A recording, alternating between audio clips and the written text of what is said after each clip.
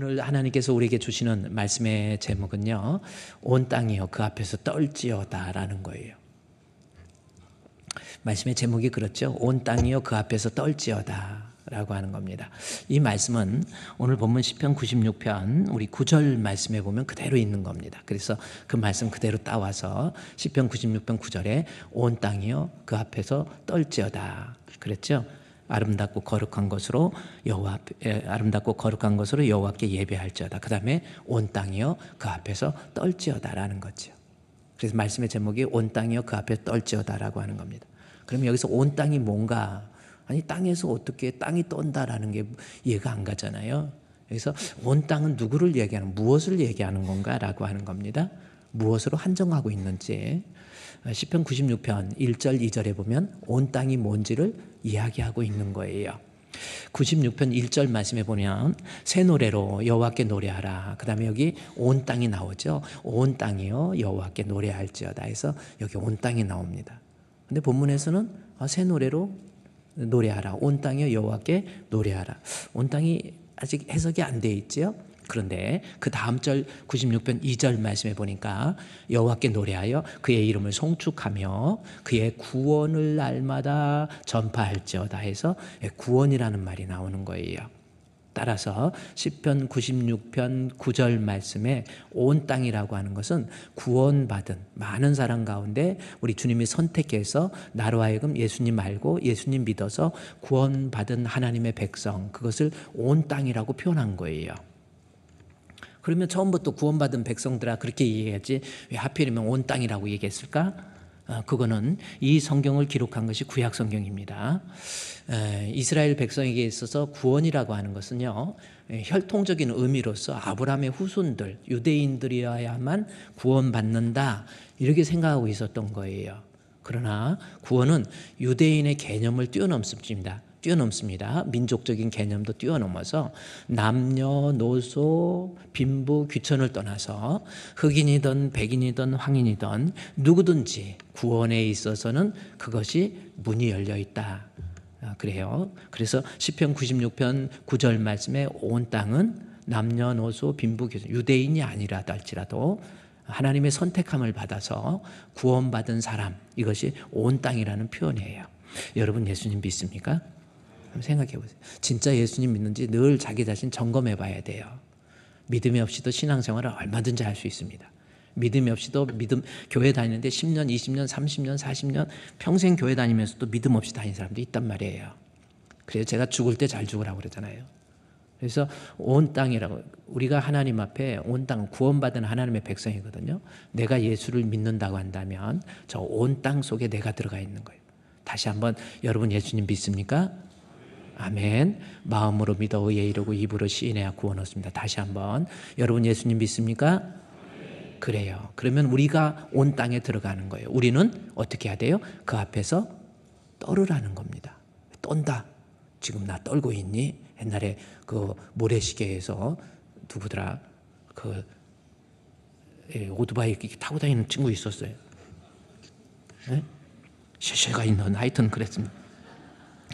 네.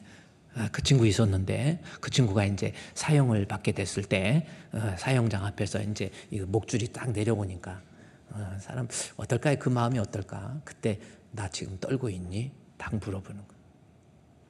그 장면이 있었어요 옛날에. 그러면 여기 시편 96편의 9절에 구원받은 하나님의 백성, 나 지금 떨고 있니? 이건가요? 여기 떤다라고 하는 거, tremble이라고 하는 겁니다. 내 영어 성경에 보면 tremble before God 혹은 tremble before Him, 여기 tremble 나와 있네요. worship the Lord, 그렇죠? 그러면서 거기 보면은 tremble before Him, 하나님 그의 앞에서, 그 앞에서, 하나님 앞에서 부들부들 떨으라는 거죠. 다시 시편 96편 9절 말씀에 보면 구원받은 하나님의 백성이라고 한다면 시편 96편 9절 뭐예요? 온 땅이요. 즉 구원받은 백성은 하나님 앞에서 부들부들 떨으라는 겁니다.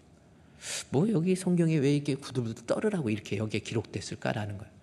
공포심 가지고 떨으라는 그런 건가요? 아닙니다. 여기서 떤다라고 하는 것은 시편 96편 우리 4절 말씀에서 보면 거기에 이 단어를 바꿔서 설명해 주고 있어요. 뭔가 봤더니 여호와는 위대하시니 지극히 찬양할 것이요 모든 신들보다 경외라는 겁니다. 이 경외라고 하는 공경 경자에다 두려워할 외자. 그러니까 두려워하고 떠는 건 떨긴 떠는데 공경하기 때문에 그게 경외입니다. 그러니까 경외라고 하는 것은 무슨 뜻이냐면 떤다라고 하는 것은 하나님 사랑하는 마음 때문에 내가 혹시 하나님 뜻에서 벗어나면 어떡하지? 내가 죄 중에 거하면 어떡하지? 내가 말씀에서 벗어나면 어떡하지? 거기에 대한 두려움이에요. 다시 시편 96편 9절 말씀에 내가 구원받은 백성이라고 한다면 내가 이 세상 살면서 하나님의 뜻에서 벗어나면 어떡하지? 가정에서 부부가 살면서 남편은 남편으로서 아내는 아내로서 살다가 보면 이런 일도 있고 저런 일도 있고 별일 별사건 다 터지잖아요. 그런데 내가 하나님 자녀답지 못한 믿음이 구원받은 백성답지 못한 행동을 하면 어떡하지? 그런 두려운 마음입니다. 그래서 남편들은 아내 구박하고 그러는 거 아니에요. 싸워서 이겨먹으려고 하지 말고 제가 언젠가 얘기했지만은 동물들도요 수컷이 암컷하고 안 싸워. 수탉 닭 고리 좀 없잖아요. 닭은 그래도 그렇게 머리가 없어도 암탉하고는 안 싸워요. 저 어렸을 때 시골에서 닭장에 닭을 딱 풀어놓으면 막 장닭도 나오고 다 나오는데 장닭은 암탉이 오면 하면서 이렇게 보호해줘. 근데 수탉하고 싸우는 거예요. 아내 이겨먹으려고 하지 마세요. 아멘. 그래요. 이겨먹을. 그냥 져줘요. 져주는 게 이기는 거고. 아니 호랑이도 수사자도 마찬가지예요. 동물들은 대부분 남자들이 멋있게 생겼어. 수컷들이 훨씬 수사자들 막 머리 사자머리 있잖아요. 예, 사자머리 멋있잖아. 암컷들은 별로 멋도 없어. 수사자가 절대로 암컷하고 안 싸웁니다. 그래요. 부부가 살면서 이런 일 있고 저런 일 있을 때 절대 아내하고 싸우려고 하지 마시고 아내가 이겨먹으려고. 이겨먹으면 뭐 할 거예요? 뭐 한참 이겨가지고 기분 좋습니까? 그냥 져주세요. 그게 이기는 거예요. 그게 하나님의 자녀의 모습 아닙니까? 사소한 것 같아도 내가 하나님 온 땅 구원받은 백성이라고 한다면 항상 내가 이렇게 행동하는 거, 이렇게 처신하는 거, 이렇게 말하는 거, 이런 모습이 과연 하나님의 뜻에서 벗어나면 어떡하지? 거기에 대한 두려움이에요. 우리 성도들은 그런 교회에서도 마찬가지입니다. 교회에서 신앙생활하면서도 항상 그래서 말과 행실과 사랑과 믿음과 정절에 있어서 모든 믿는 자의 본이 되라. 이런 말씀 있잖아요. 내가 말을 해도 다시 한번 think twice before you answer 그랬잖아요. think twice. 다시 한번 생각해 봐요. before you answer. 답하기 전에 한 번 더 생각하세요. 교회에서 말 함부로 하지 마세요. 그냥 애들 훈련시키듯이 너 똑바로 해. 막 이런 거 안 먹혀요. 그게 왜 그렇습니까? 하고 싶은 말이 있어도 하나님의 뜻에서 내가 벗어나면 어떡하지? 여러분 죄라고 하는 것이 내가 세월이 가서 잊어버렸다고 자기는 저질러 놓고 잊어버렸다 없어지는 거 아닙니다. 내가 잊어버린다고 하나님 잊어버리는 거 아니에요. 항상 늘 두렵고 떨리는 마음 다른 거 아닙니다. 내가 하나님 구원받은 하나님의 백성인데 자녀답지 못하면 어떡하지? 주님 뜻대로 살지 못하면 어떡하지? 항상 그래서 교회 안에서도 말과 행실과 사랑과 믿음과 정절에 있어서 모든 믿는 자의 본이 되라. 동의하십니까? 우리는요 구원받은 온 땅 여러 만민들 중에서 하나님이 나를 사랑해서 나를 구원해 주신 거예요. 그냥 무조건적 선택이잖아요. The unconditional collection이라고 하잖아요. 칼빈의 교리 요약 중에 하나가 the unconditional collection이에요. 나를 구원해 주신 거 내가 잘나고 똑똑해서 아니요. 내가 뭐 열심히 노력하고 주의 일 잘해서 나 구원해 아니요. 하나님이 나를 구원해 주신 거 전적인 하나님의 은혜예요. 구원받은 하나님의 백성으로서 따라서 이 땅에 살면서 가정에서든 교회에서든 항상 주님의 뜻을 이루어갈 줄 아는 그러한 모습. 이게 온 땅에 구원받은 백성이 살아가야 될 모습. 국가적으로도 마찬가지 아닙니까? 직장에서 생활할 때 또 어디 가서 뭘 하더라도 내가 하나님 믿는 믿음의 사람으로서 내 모습은 어떤 모습이 될까? 이거 좀 생각을 할 줄 알아야 돼. 열심히 전도했는데 아예 당신 같은 사람 될까 봐 나 교회 못 나간다고. 이러면 되겠습니까? 시편 96편 9절 말씀. 온 땅이요 많은 사람 가운데 내가 구원받은 거예요. 그 앞에서 떨지어다. Tremble before God. 이것을 칼빈은 뭐라고 하냐면 코람데오라고 라틴어를 쓰죠. 코람데오. before God. 하나님 앞에서 하나님 면전 의식을 가지고 내 삶을 전개하라라고 하는 거. 하나님 면전 의식입니다. 내가 주님의 면전에서 내가 지금 어떤 모습으로 살아가고 있는지 이거 좀 점검해 보세요. 온 땅이여 그 앞에서 떨지어다. 거기 온 땅이여 그 앞에 떨지어다. 그거 같이 한번 읽겠습니다. 시작.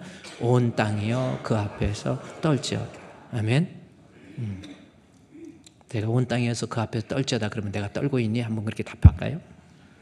하여튼 저와 여러분 항상 우리는 주님의 자녀니까 자녀답게 할 말도 있어도 좀 조심하시고 늘 나로 하여금 그리스도의 향기가 나타날 수 있도록 이것이 우리가 살아가야 될 삶의 모습 중에 하나였다라는 겁니다.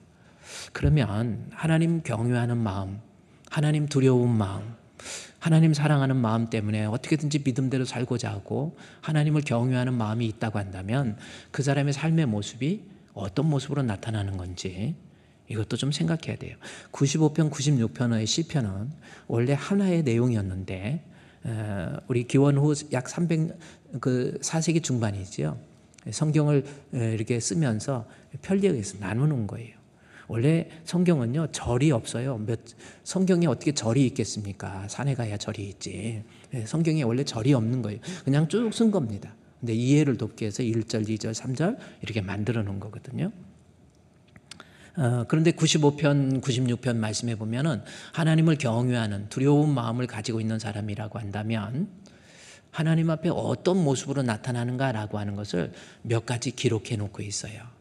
그 중에서 오늘 95편 8절부터 말씀해 보면 하나님 경외하는 사람, 먼저 9절 말씀에서 한번 볼까요? 9절에 하나님 두렵고 떠는 온 땅이여 그 앞에 떨지어다. 하나님 경외하는 마음이 있다고 한다면 첫 번째 내 삶에서 나타나는 모습이 뭐예요? 아름답고 거룩한 것으로 여호와께 예배할지어다. 하나님 진짜 경외하면 내 삶에서 예배가 나타납니다. 그래요. 하나님 사랑하는 마음, 하나님 경외하는 마음, 말씀을 귀하게 여기고 신앙을 귀하게 여기는데 예배 성적이 안 좋다. 가짜예요. 내가 진짜 하나님 경외한다고 한다면 내가 하나님 앞에 드려지는 예배의 모습이 나타나게 돼 있다라는 거예요. 그래서 제가 지난주에 설교 중에 하나님 앞에 우리 성도는 하나님과의 관계 속에서 예배는 어떻게? 성실하게. 예배는 정직하게. 이제 좀 기억하네. 요즘 막 헷갈려가지고 나이도 한 살 또 깎아줘가지고 아유 집사님 나이가 몇 살이에요? 물어보면 잘 몰라요. 내가 몇 살이더라? 이래요. 대부분 그렇습니다. 헷갈리는 거예요. 나이가 헷갈리는데 목사님 지난주 설교 기억하라면 안 헷갈리겠습니까? 그러지 마시고 하나님 앞에 드려지는 예배는 성실하게, 예배는 정직하게. 성실이라고 하는 것은 예배마다 빠지지 않고 결석하지 않고 나 섬기는 자는 나 있는 곳에 그도 거기 있으리니 예배 시간에 여전히 그 자리에 있는 거예요. 이런 약속 저런 약속 있어도 하나님 앞에 예배 시간은 구별해 놓은 시간이고 내가 하나님과 약속한 시간이고 우리 주님을 섬긴다고 한다면 우리 주님 계시는 그곳에 나도 거기 있는 겁니다. 그게 예배의 성실함이에요. 또 하나는 뭡니까? 예배는 정직하게. 정직하게라고 하는 것은 나타나시는 하나님을 만나는 거예요. 예배 시간에 하나님 만나는 겁니다. 사람 눈치 보고 저 사람 보기 싫은 사람 옆에 앉았네. 내 뒤로 가고 저 사람 뒤통수를 봐야지 하고 이러는 거 아니에요. 예배는 하나님 만나는 거예요. 하나님께 집중하는 겁니다. 하나님께 집중해요. 예배는 하나님 만나는 거예요. 하나님. 그래서 예배 시간에는 다른 거 아니고요. 그래서 예배 시간에 목사님들 가운 입고 이런 것도요. 성경적이지 않다니까요. 하나님만 드러내 보이는 시간이 예배 시간이고요. 그래요. 그래서 어떻게 보면 오늘 제가 이렇게 집에 나오는데 우리 산모가 여보 해가지고 여기에다 이걸 뭘 걸었어요 또. 이걸 왜 또 나는 이제 모르고 그러니까 당신 책 보고 있어. 그러면 책 보는 사이에 이렇게 걸어놓은 거야. 이게 뭔가 뭐 귀찮은 일부 예배 때 그냥 그런가 보다 했는데 일부 예배 끝나고 이렇게 거울을 보니까 이게 또 걸어져 있더라고. 근데 이것도 과연 다음 주에는 띄고 올게요. 안에 좀 섭섭할지 몰라도 예배의 모든 예배 시간은 하나님께 집중하세요. 하나님 만나세요. 하나님 만나는 예배가 안 되니까 예배 드리고 나도 아직도 노임받지를 못하는 거예요. 신령과 진정으로 예배하라고 그랬죠. 신령이라고 하는 것은 푸뉴마, 영입니다. 요한복음 8장에서 주의 영이 있는 곳에 자유함이 있는 거예요. 내가 영적으로 하나님 되신 우리 주님을 만나고 나면 예배 드리고 난 다음에 나에게 묶여있던 것으로부터 노임받아요. 죄로부터, 억울함부터, 오해로부터, 답답함부터 이게 노임받아갖고 예배 드리고 난 다음에 막 기쁨과 행복이 막 넘치는 거예요. 그래서 예배 잘 드리고 예배 시간에 하나님 만나고 가면 막 기뻐가지고 나 속죄함을 얻은 후 한없는 기쁨을 다 헤아릴 수 없어서 늘 찬양합니다. 막 이뻐지는 거예요. 보는 사람마다. 아유 집사님 안녕하세요. 고맙습니다. 반갑습니다. 막 집에 가서도 막 아내도 이뻐지고 고마워 여보 고마워. 나 같은 거 하고 살아줘서 고마워. 우리 한번 따라합시다. 나 같은 거 하고 살아줘서 고마워. 젊었을 때 잘하세요. 나이 든다며요. 여자들이 힘없어 해도 여자들이 더 오래 살아요. 대부분 그렇잖아요. 남자들 이렇게 워낙 센 남자들이나 오래 살아요. 우리 아버지가 우리 어머니보다 오래 살았거든. 근데 이게 보면은 남자가 먼저 가는 것이 훨씬 좋은 것 같아요. 제가 보니까. 제가 항상 얘기하지만 아내는 여자들은 죽을 때까지 내일 죽어도 오늘 양말 빨아서 뒤집어 놓고 그리고 말려 놓고 가. 남자들은요 아내 죽으면 그다음부터 그냥 이건 뭐예요. 그래서 아내한테 잘해주세요. 제가 그냥 하는 소리가 아닙니다. 응? 그래. 왜 웃어요? 아내한테 잘해줘야지.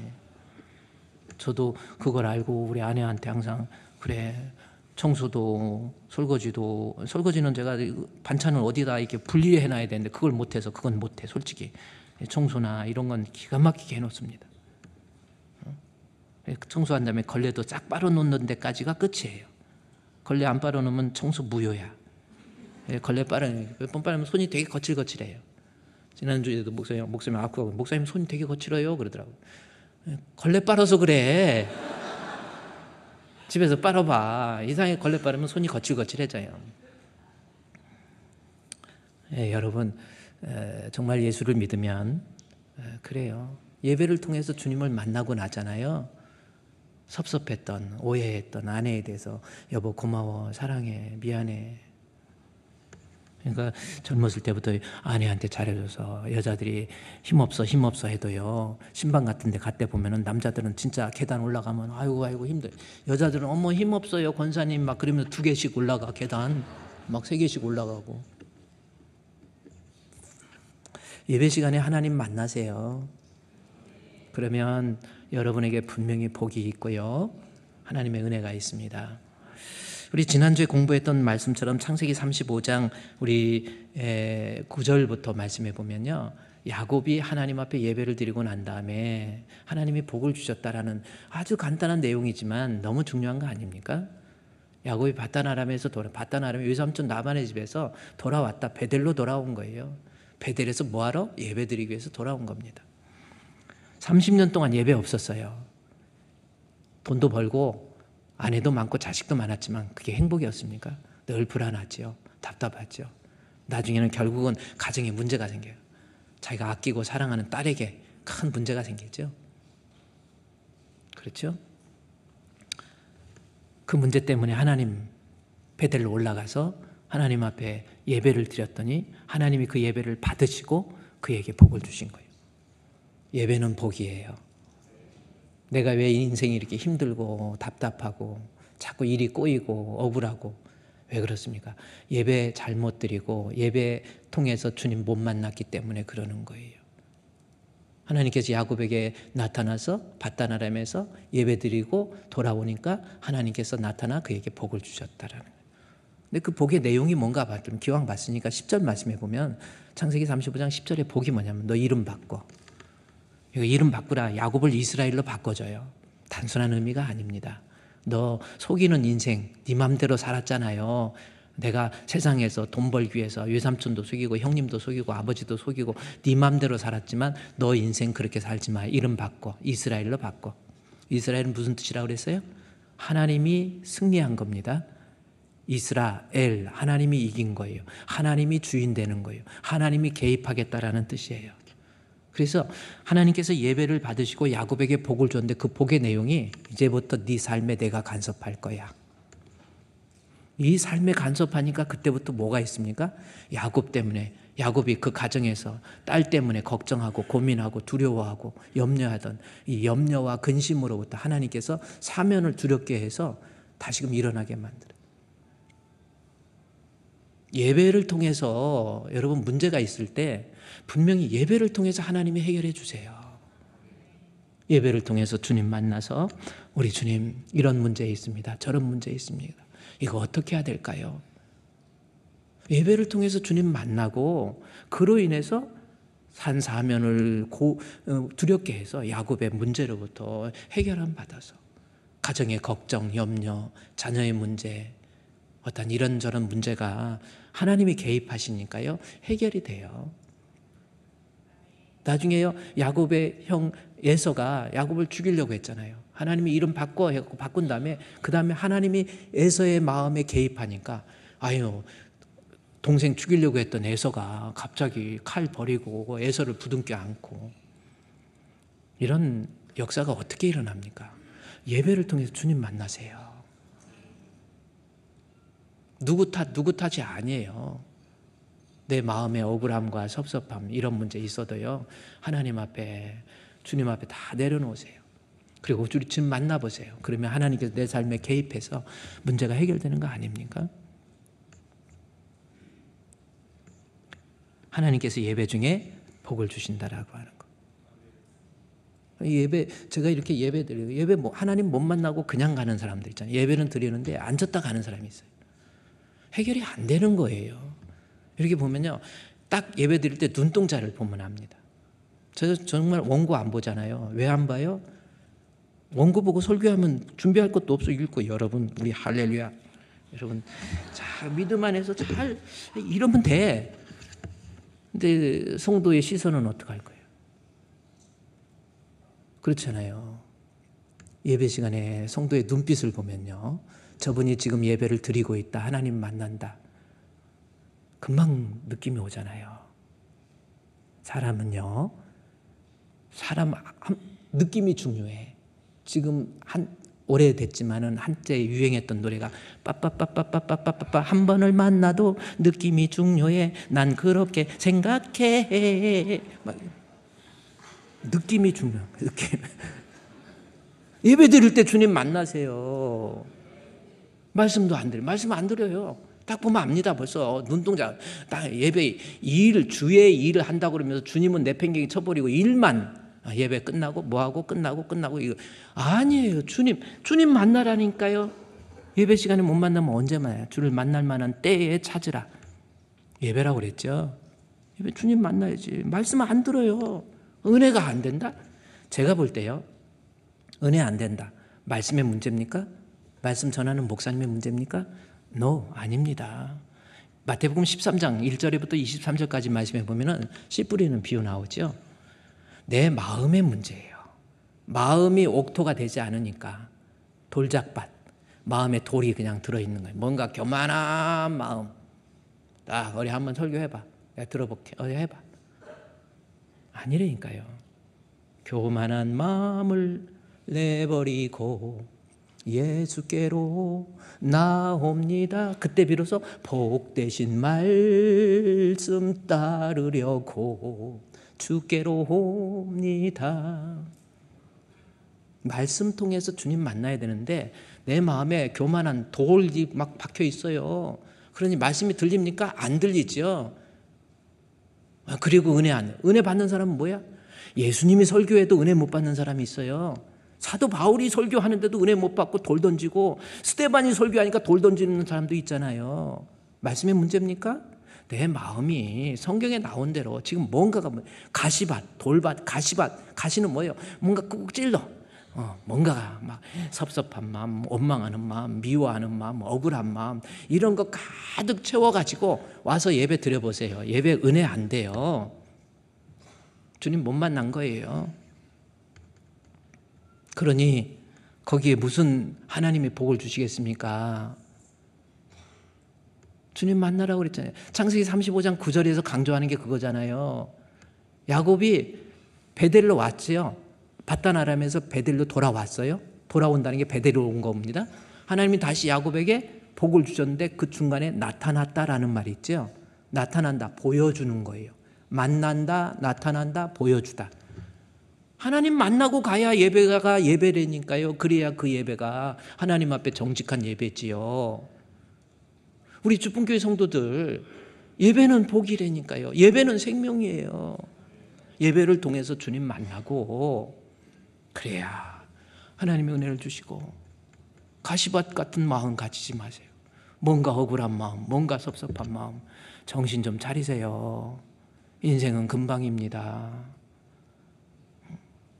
그래가지고 그냥 이러고 혼자만 무슨 소크라테스도 아니면서 소크라테스인 것처럼 막 고민.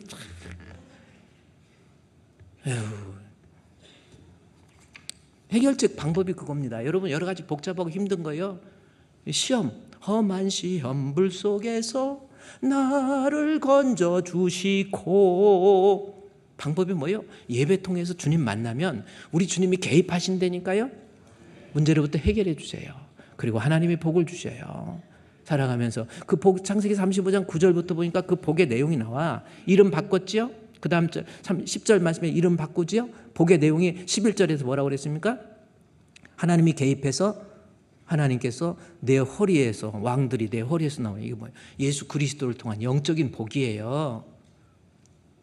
예배를 통해서 주님 만나다가 내가 영적으로 은혜를 받게 되고 깨닫게 되고, 아, 이래서 사람들이 교회를 다니고, 아, 이래서 사람들이 예수를 믿는 거구나. 아, 이거를 아는 거 아닙니까? 예배예요, 예배. 그것뿐입니까? 영적인 복뿐만 아니라 11절, 12절 말씀해 보니까 예배를 통해서 막 땅이 막 나와. 땅 막 나오죠. 이 땅에서의 복도 예배를 통해서. 그래서 이사를 하든지 사업을 하든지 목사님 모시고 예배부터 드리세요. 그게 땅에서의 복입니다. 그 드려지는 예배를 통해서 하나님께서 그 예배를 흠양하시고 그에게 보여주시고 나타나서 그의 삶에 개입해서 문제 있으면 해결하고, 영적으로도 은혜를 주시고 육신적으로도 복을 주신다. 예배의 성공자 되시기를 주의 이름으로 축원드립니다. 자, 그런데 하나님 앞에 시편 96편 9절 말씀해 보니까 하나님 앞에 떠는 자, 예배라고 하는 것이다. 예배를 할 자, 하나님 경외하는 자는 예배인데 어떤 식으로 예배를 드려야 될지, 하나님 만나는 예배는 어떤 모습이어야 하는가, 요거 시편 95편 96편에 나와 있는 내용을 좀 살펴볼 필요가 있다라는 거예요. 먼저 시편 95편 8절부터 보면 예배에 대해서 어떤 모습의 예배를 드려야 될지 8절 9절 말씀해 보면은 하나님께서 받으시는 예배의 모습이 어떤 건가라고 하는 것. 시편 96편 8절 9절 말씀에 나와 있습니다. 96편 8절에서부터 뭐예요? 여호와의 이름에 합당한 영광을 그에게 돌릴지어다.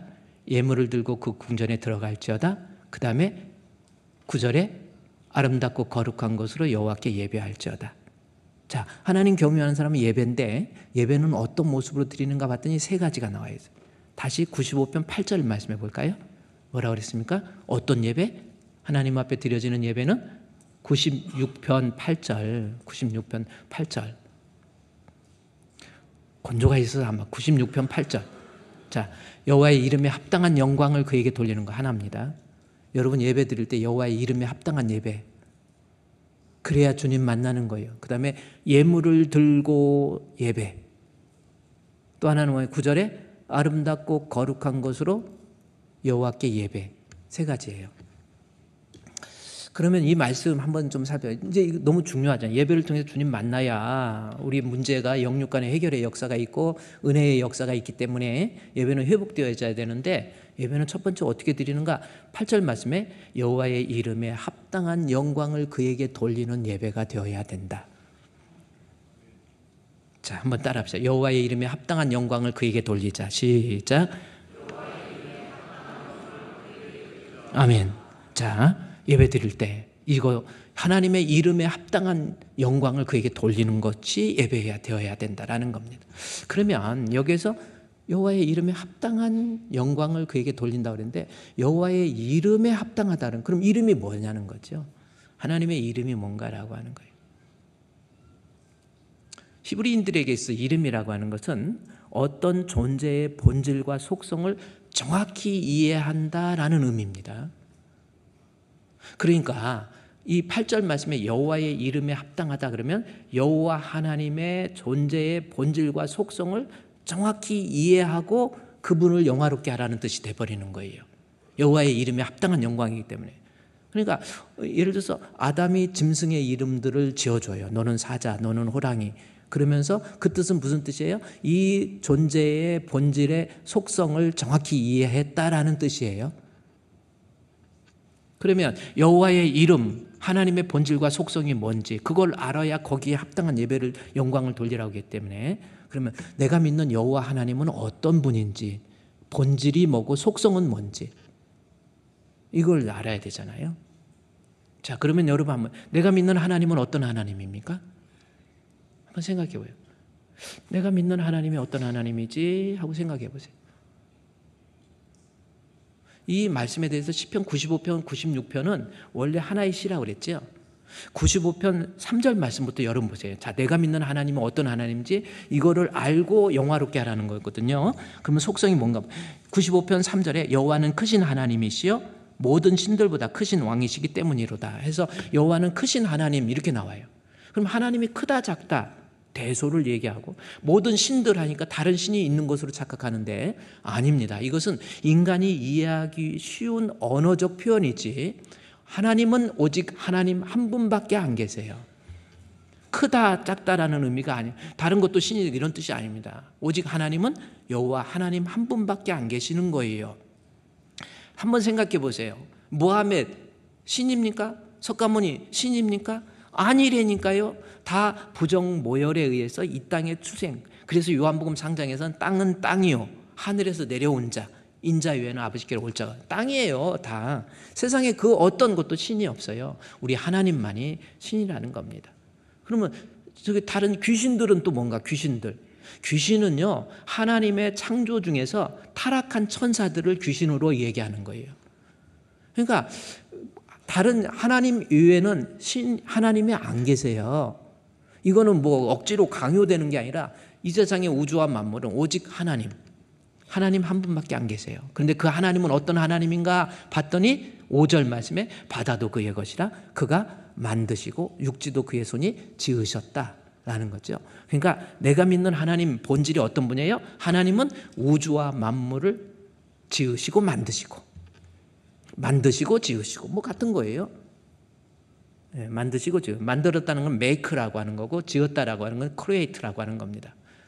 make 만들은 있는 거 가지고 만든 거고, 지으셨다라고 하는 것은 없는 것, 무에서 유를 창조한 것. 그러니까 이 말은 뭐 같은 의미인데 반복해. 즉 이 세상과 우주와 만물은 분명히 집마다 지은 이가 있을 때 만물을 지으신 이는 여호와 하나님이세요.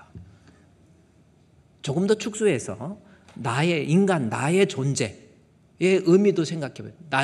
내가 이렇게 존재하는 거, 이렇게 걸어서 이렇게 다니고, 이렇게 물건도 보고, 이렇게 이거요, 그냥 우연히 발생된 게 아니라 하나님이 나를 만드신 거예요.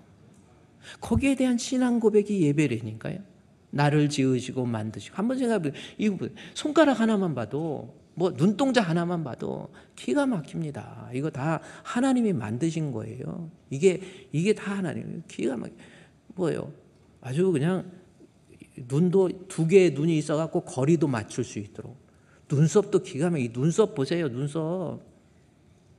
눈썹이 있어서 웬만한 것 같은 먼지 같은 거 들어올 때도 깜빡깜빡하면서 하고요. 와이퍼 없이도 이게 이 눈썹 와이퍼가 있어갖고 이 눈이 까풀이 있어가지고 딱딱해갖고 먼지 다 쓸려내갖고 이 눈꺼풀로 나오는 거예요.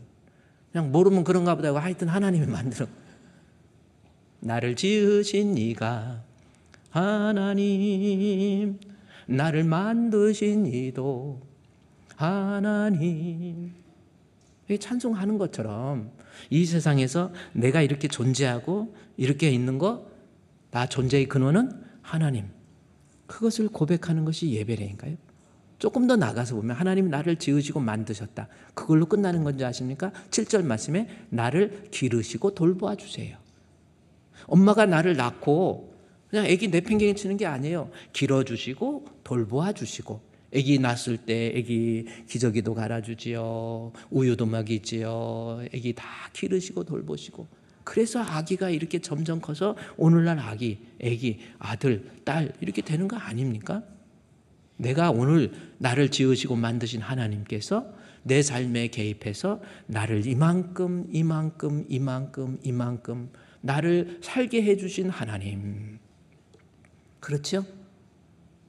그러니까 지으시고 만드실 뿐만 아니라 나를 길러주시고 돌봐주세요.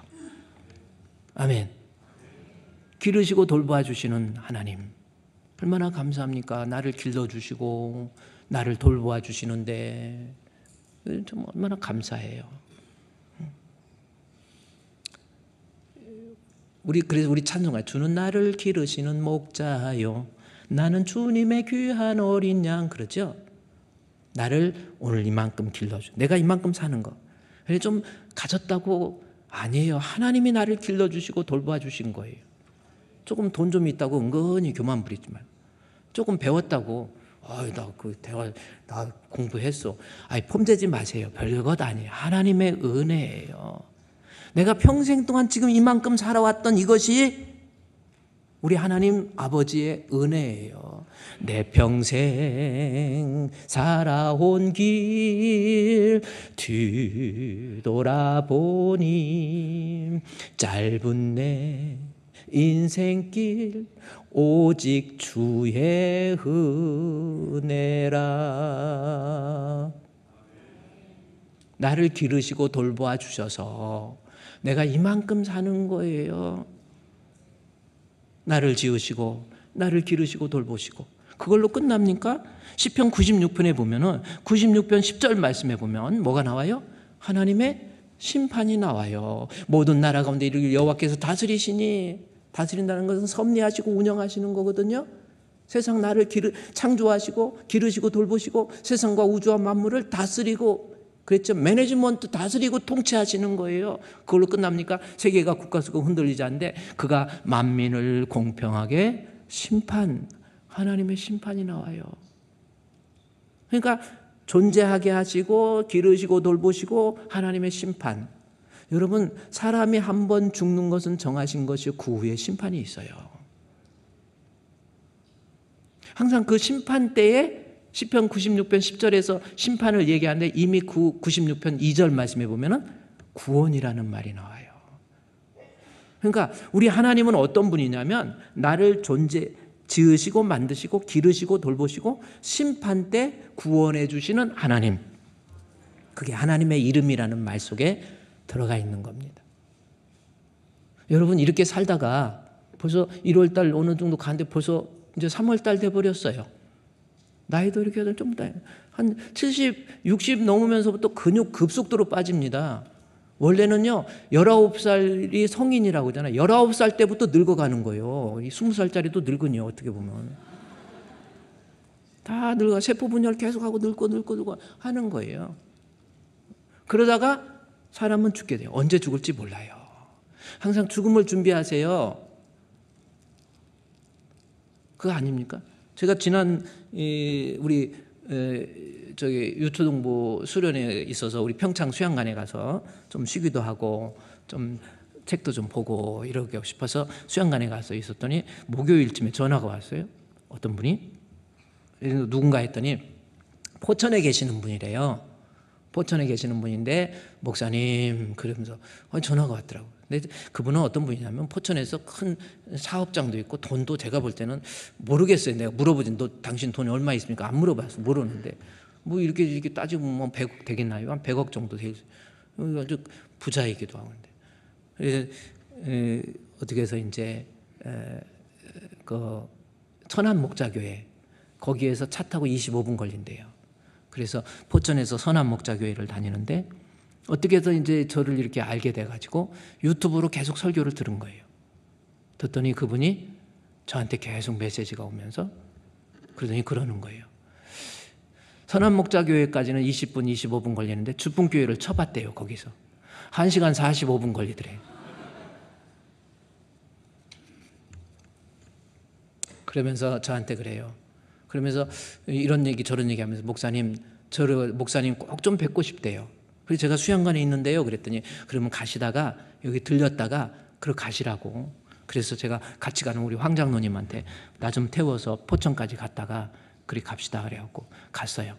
가져갔더니 보니까 가셨더니 식당에서 아주 음식도 맛있게 대접하고 또 갈 때는 또 거기 농장에서 키우는 고기도 막 한 박스씩 황 장로님도 덕택에 한 박스 얻었거든. 생고기 그거 이렇게 주고 그러더라고. 그래 맛있게 먹고 그냥 왔어요. 차 타고 오면서 제가 우리 황 장로님한테 도대체 왜 나를 불렀지? 나 이거 밥 사주려고 부른 건가? 왜 불렀나 궁금했어요. 그래서 장로님이랑 같이 있어서 말을 안 한 건지 왜 불렀지? 그러면서 그리고 왔다 들렸다 가는 게 아니고 사실은 평창에서 포천까지 가는데 2시간 40분 포천에서 서울까지 2시간 광명까지 그러니까 왔다 가는 게 아니고 엄청 고생하고 간 거예요.